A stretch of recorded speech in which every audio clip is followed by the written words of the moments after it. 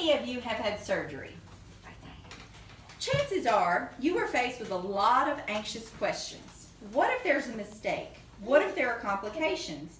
With the many aspects of modern medicine, we have all experienced some form of surgical anxiety, and many people are unaware of one of the most important people on the scrub team.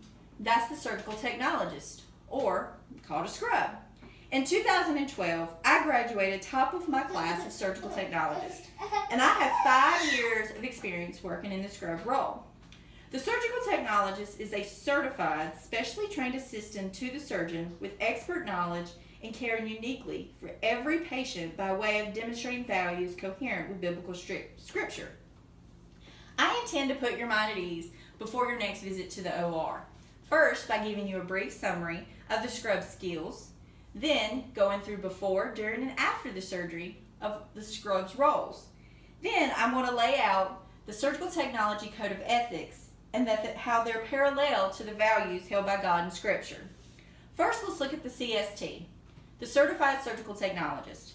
According to the National Board of Surgical Technologists, potential scrubs must graduate from a nationally accredited health education program.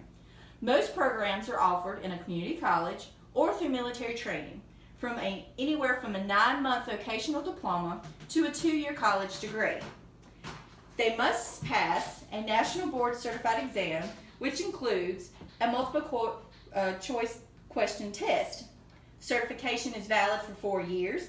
After that expiration, they can take a renewal, or they can provide proof of 60 continuation credit hours, most of the time given by your employer. Hospitals, such as Novant Health, dictate very specific employment requirements. A potential employee must be certified or have at least 5 consecutive years of experience or military training as an operating room specialist in the United States Army. They must also have American Red Cross Basic Life Support Certification, and if seeking employment with the Cardiovascular Department, Advanced Cardiac Life Support Certification is required. And these certifications are usually redone every year once you become an employer. Now let's look at the sterile field. A scrub has many responsibilities revolving around the patient before, during, and after the surgery. Before the surgery, the scrub researches the patient's allergies, the specific surgery site, and is made aware of any special circumstances surrounding the patient. The scrub then studies the preferences of the surgeon, such as any special instruments or his particular order of surgical procedures. During the surgery, the scrub works one-on-one with the surgeon, ideally knowing enough about the surgery to give them what they need before they even ask. The main priority from start to finish is maintaining the integrity of the sterile field, which centers around the site of the surgery and the back table, which I have laid out for you guys as an example to see. Everything introduced into the sterile field must be completely free of germs, or sterile. Every member of the OR staff must maintain their distance from the imaginary field approximately 12 inches from the back table and the surgical site. After the surgery, the room is cleaned from top to bottom to ensure safety for the next patient. Now let's talk about surgical conscience. Surgical conscience is defined as a strict conscience keeping one fully aware at all times the status of the sterile field and ensuring every action is performed in a way so that the patient is not put at a risk of infection. The Association of Surgical Technologists created an official code of ethics which coincides with several biblical values. For instance, the AST ethics states, to maintain the highest standards of professional care and conduct. Throughout the Gospels of Matthew and Luke, we read stories of Jesus curing the sick and healing the disabled because he valued human life. As a scrub, we are to value each life presented to us on the OR table and provide care that has the best possible outcome for each and every one. Another AST ethic states to respect and protect the patient's legal and moral rights to quality patient care. In Matthew 25, Jesus told the crowd on the Mount of Olives, those who help the poor and the weak would be blessed by the Father, because he valued compassion towards strangers and sick. In the OR, the scrub is to ensure each patient is treated as the most important person in the room.